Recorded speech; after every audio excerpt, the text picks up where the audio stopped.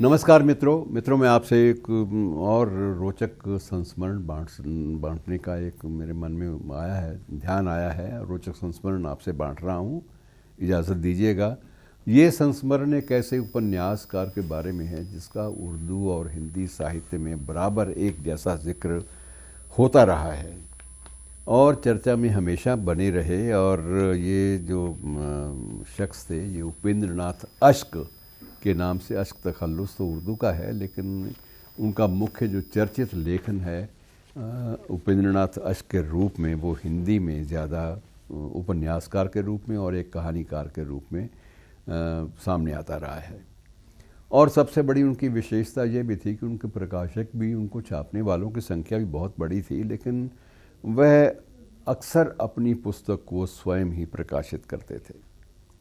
और थोड़ा सा आपको बता दूं कि उनका जन्म जो है वो ठेठ पंजाबी थे। उनका जन्म जालंधर में हुआ था और वहीं से वो उनकी जो सबसे पहली जो रचनाएं हैं वो तुकबंदी के रूप में पंजाबी में आई और उसके बाद वो फिर कानून की शिक्षा के चक्कर में पड़ गए। और लेकिन उन्होंने अपना जो साहित्यिक जीवन था वो एक उर्दू लेखक के रूप में आरंभ किया, लेकिन बाद में स्थापित लेखक के रूप में वो हिंदी में ही, हिंदी साहित्य में ही उनकी जगह सम्मानजनक ढंग से बिल्कुल स्थापित हो गई, बन गई। और सबसे बड़ी बात है कि उनका एक संकलन था उनकी कहानियों का, औरत की फितरत। औरत की फितरत नामक कहानी संग्रह की भूमिका स्वयं मुंशी प्रेमचंद ने लिखी थी और मुंशी प्रेमचंद उनके प्रशंसक भी थे और अक्सर उनके कटु आलोचक के रूप में भी सामने आते थे। ये चलता है उस वक्त के साहित्यकारों में, परस्पर एक दूसरे के बारे में स्वस्थ आलोचना का भी एक रिवाज, एक परंपरा बनी रही थी। मैं जिस घटना की बात कर रहा हूँ अश्क जी के बारे में, उनके जीवन के साथ अलग अलग धारणाएं, अलग अलग बातें जुड़ी हुई हैं। एक संस्मरण मुझे भी याद आता है कि अपने जीवन में एक बार उनको लगा कि जो प्रतिभा है उसका सम्मान सही ढंग से नहीं होता, उनकी जो पुस्तकें हैं उनको सही ढंग से ख़रीदा भी नहीं जा रहा, ना सरकारी ख़रीद में, ना पुस्तकालयों के लिए। तो वो इस बात से नाराज़ भी रहते थे और एक बार उन्होंने नाराज़ होकर विरोध स्वरूप एक पान की दुकान भी खोल ली।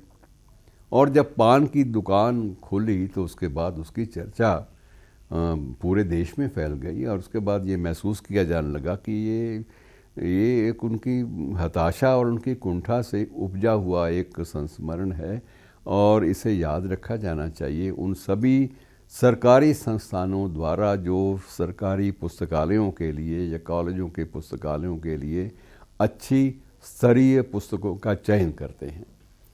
और मित्रों ये भी आपको बता दूं कि बाद में कुछ लोगों के हस्तक्षेप करने वालों में मैं भी था। उस परिवार में मुझे भी प्यार बड़ा मिला। श्रीमती कौशल्या अश्क द्वारा भी बहुत स्नेह दिया गया। तो ये उनको समझाया गया कि आप कोई भी ऐसा काम क्यों करते हैं जिससे परिवार भी विवादों में आए। तो वो आखिर मान गए इस बात को कि ठीक है, मैंने विरोध व्यक्त करना था, मैंने कर दिया, लेकिन मेरा ये इच्छा नहीं है कि मैं अब इस मामले को ज़्यादा तूल दूँ, ज़्यादा आगे बढ़ाऊँ।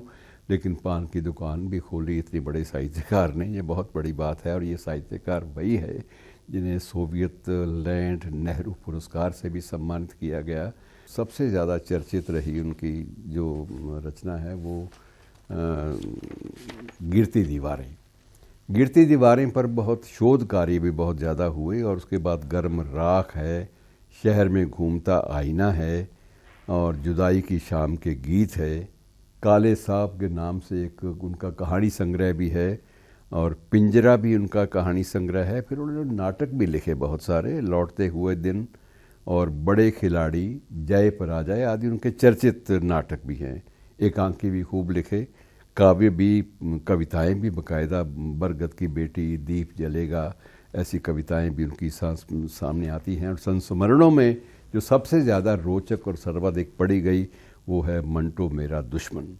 तो इस प्रकार से ये विलक्षण जो लेखक है जिसने अपने जीवन काल में प्रसिद्धि के और लेखन के चरम पर पहुंचकर भी पान की दुकान खोलने जैसे एक विरोध के प्रतीक के रूप में जो संस्मरण लोगों को दिए, जो घटनाएं उसके जीवन का हिस्सा रहीं, इन्हें भी याद कर लेना चाहिए, इसलिए कि हमें जब भी अच्छे लेखन को सम्मान देने की बारी आए तो हमें इस बारे में जागरूक रहना चाहिए। धन्यवाद।